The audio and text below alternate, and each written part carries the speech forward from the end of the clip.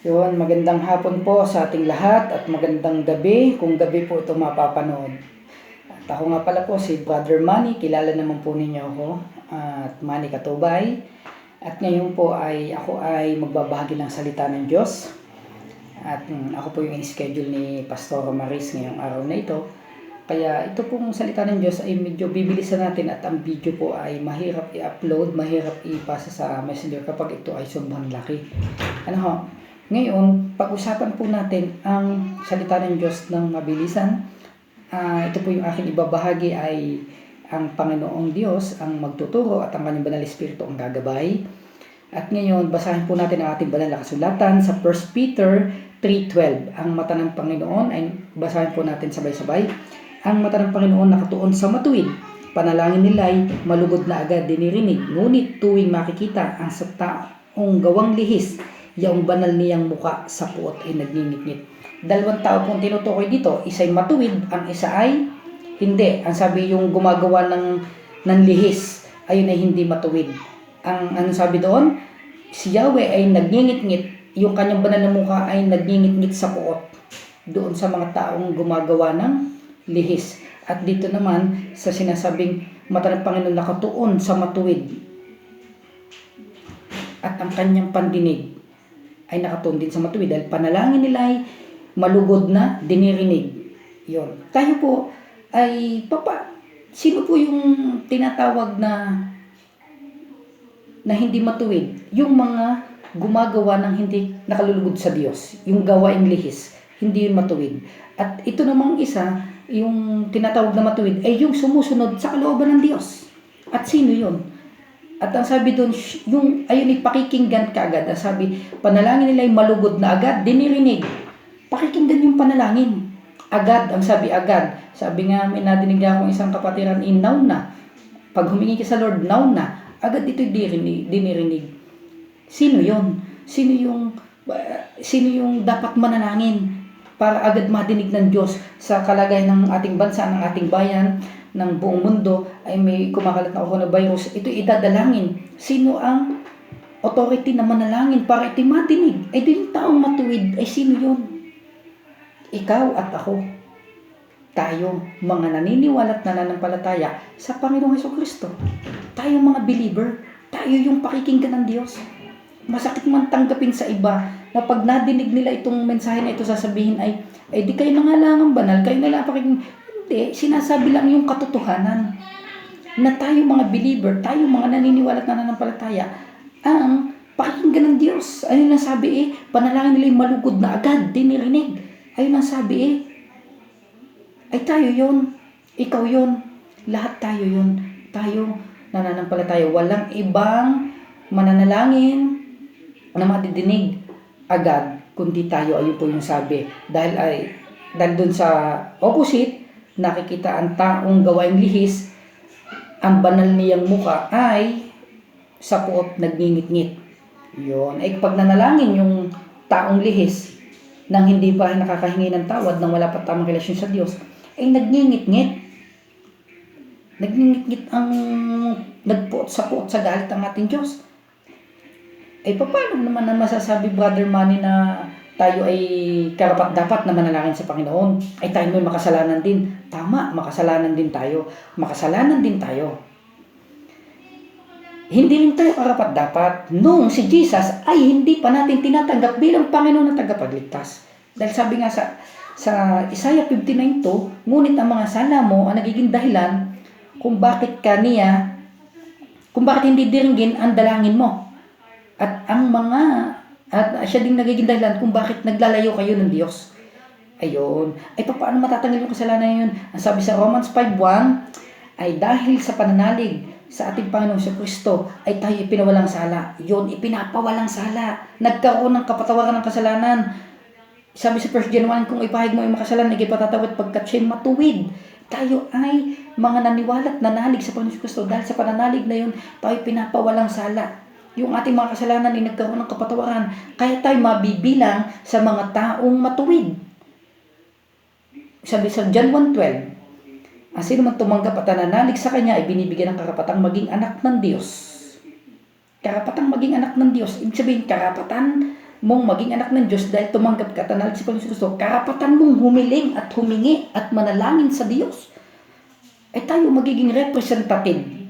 Tayo magiging representative ng sanlibutan. Walang iba kundi tayo mga nananalig sa ating Panginoon Kristo. At ano po natin ng mabilis itong kwento nung kay Moises. Ano po natin. Ang sabi po dito ni Moises sa bilang 14. Bilang 14, ano po? Ang sabi po, ipinanalangin ni Moises ang kanyang bayan. Ni Moises ang bayan. Ang sabi ni Yahweh kay Moises, hanggang kailan ako mamalitin ng mga taong ito, ng mga Israelitang ito? Minamali. Ipinakita na niya ang kababalaghan, ang kanyang kapangyarihan, siya inilabas mula sa Egypto. Reklamo pa ng reklamo, kaya po nag-usap silang dalawa dahil naghihimagsik na naman mga Israelita, buti pa daw sila ay hinayaan nila na maging alipin habang buhay at kada hingi nila ibigay. Yun po yung mga doon, naghihimagsik. Gustong lipulin ni Yahweh. Ang sabi po ni Yahweh, lilipulin ko sila.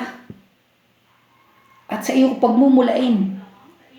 Sabi doon ay pakaramihin padadalan ko sila ng salot at alisin sa karapatan ng mana ang iyong angkan ang siyakong pararamihin at ipapalit sa kanila.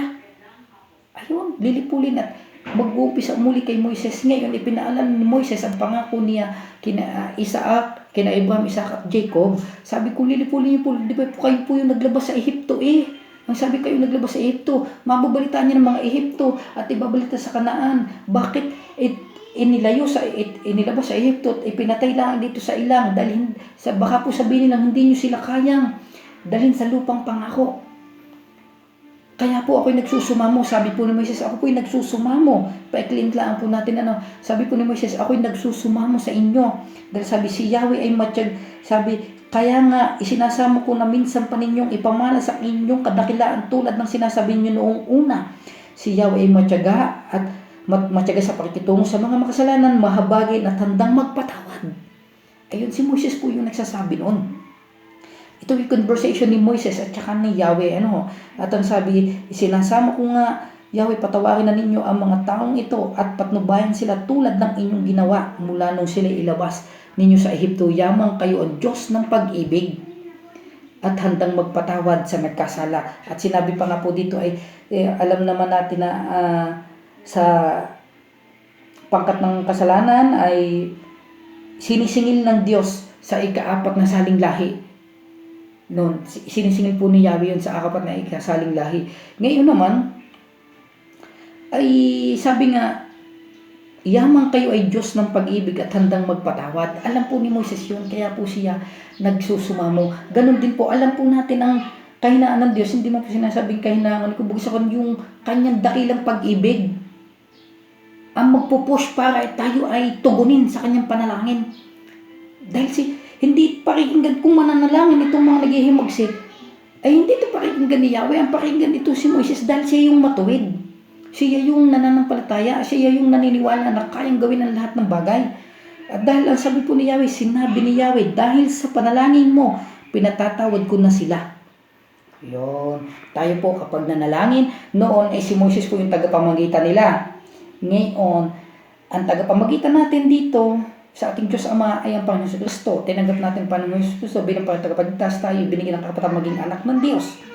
Ngayon, tayo representative, tayo mga ambassador ni Jesus dahil tayo ang mananalangin para sa iba. Para sa kanila. Idadalangin natin. Sila hindi nahingi ng tawad at naghihimagsik. Ano yung paghihimagsik nila? Sa panahon ngayon, pag naghihimagsik ang mga tao, ini-ignore ang salita ng Diyos. Babahaginan mo'y ayaw, isinasantabi, at puro makasanlibutan ang ginagawa. Paghihimagsik po yun laban sa Diyos. Kaya tayo ang mananalangin para sa kanila. Yung isinasawalang bahala nila ang mga ganitong salita, ang mga ganitong balita, mas tinatanggapan nila ang mga malalaswang balita, ang mga kung anong mga negative na balita, ay mas gusto pa nilang madinig kaysa sa mabuting balita. Ayun po'y paghihimagsik laban sa Diyos. Kaya po tayo ang mananalangin para sa kanila. Ano po? At maya-maya po gagawin po natin yung pananalangin yun. At dito po sa kaunting mensahe na ito, nawa ay may natutunan po tayo dahil nga po medyo maiksi po yung ating oras. Ay napakarami pong revelation ang ibinibigay ng Lord dito sa message na ito, na walang ibang dapat, walang ibang magagamit, walang ibang mananalangin, kundi tayo na may tamang relasyon sa Diyos. Dahil sabi nga, inapupuot ang Diyos sa mga walang tamang relasyon sa Kanya. At agad niyang tinutugon ang mga taong matuwid at may tamang relasyon sa Kanya. Kaya po tayo yun, hindi po naman po natin, kaya idinadalangin ni sila'y, idadalangin natin na sila'y kahabagan ng Diyos at makadinig din ng salita ng Diyos at maging mananampalataya din. Yun po yung ibig ko sabihin. Hindi naman ibig sabihin tayo talaga yung nagmamagaling, na tayo lamang, hindi. Idinadalangin po natin sila para maunawaan din nila. Maunawaan nila at sila ay balang araw sila ay gagamitin ng Lord na makapagbahagi din ng salita ng Diyos. Dahil itong salot na ito, yung sakit na yan na kumakalat, ay walang karapatan sa mga anak ng Diyos. Lalong-lalo na kung ikaw ay nagbabahagi ng salita ng Diyos. Pangangalagaan ka ng Diyos. Kasi nagagamit ka eh. Hindi tayo taga-upo lang. Sige po, tayo po ay manalangin. Manalangin po tayo saglit. Nawa ay tayo ay may natutunan. Salamat sa Banal na Espiritu. Sige po, Ama naming Diyos na makapangyarihan sa lahat, muli nagpapasalamat kami sa gabing ito, sa araw na ito, na kami pinatnubayan mo.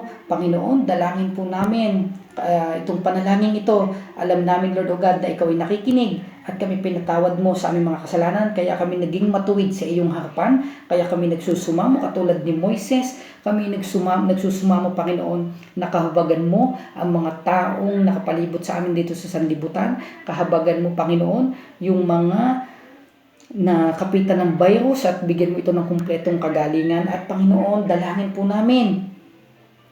Unang-una po dalangin namin sa aming mahal na Presidente, kalakasan, pag-iingat, divine protection, Panginoon. Ang mga anghel mo'y nakabantay sa kanya. Anumang gawa ng kaaway, walang kakapatan sa aming Presidente. Siya itinalaga mo, Panginoon.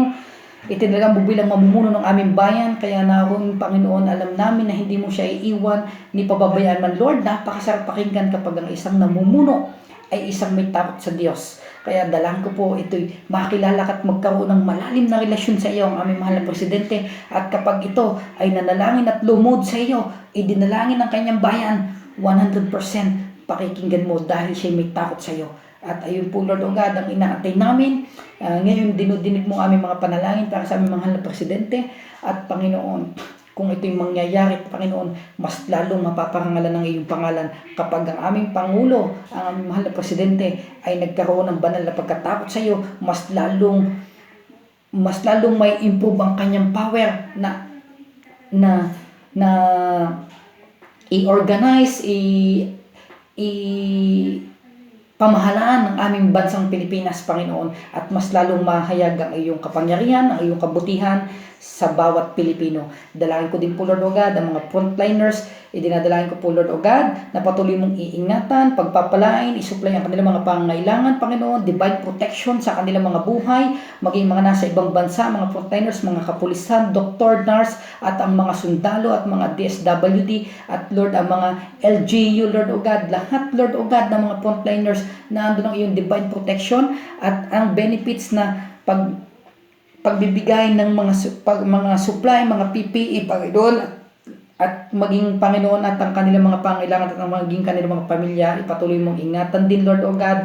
Ayun po itong aming mga dalangin ito. Alam namin na ito'y nakakarating sa iyo, Panginoon. At dalangin ko din po, Lord, Panginoon, ang mga nakikinig, Panginoon, ang mga kapatid ko sa pananampalataya, divine protection, Panginoon, pagpapalang pisikal, kalusugan nila ay laging malalakas, at Panginoon, maging pinansyal na pangangailangan, provision, Panginoon, na andun kahit hindi namin hingin, ito'y pinagkakaloob mo, Panginoon. At salamat, Panginoon, at dalangin ko din po, Lord O God, ang kapayapaan sa kanilang mga pamilya at sa aming mga buhay, at naandun, Panginoon, ang iyong dakilang pag-ibig sa bawat isa. Dahil, Panginoon, hindi dapat kami magduda sa iyong pagmamahal sa amin at hindi kami dapat magkaroon ng doubt, hindi kami dapat magkaroon ng pagdududa, pagkat Panginoon, inialay mo na nga ang iyong bugtong na anak, kaya wala kaming dahilan para kami ay mangambat magduda, pagkat alam namin na kami ay kinalulugdan mo, Panginoon. Salamat pong muli